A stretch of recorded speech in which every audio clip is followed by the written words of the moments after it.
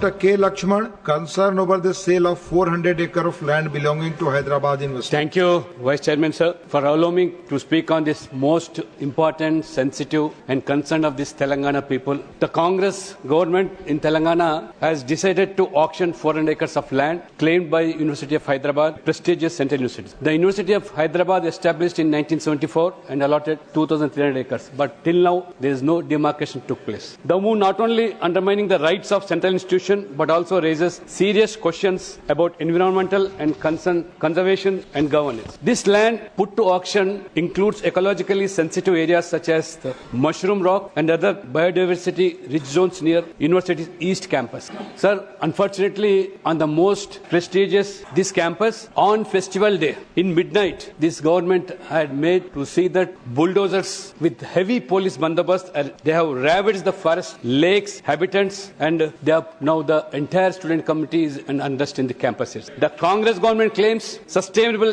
development, but how can destroying Hyderabad's green lungs and education institutions be sustainable? बार बार जो कांग्रेस ने कहती कि मोहब्बत की दुकान. The students are now almost declared war. The university has declared war on the students.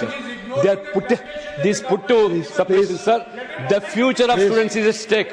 Is this how democracy functions under Congress rule? Even today, our BJP MLAs tried to visit that disputed place. They have been house arrested since early morning, sir.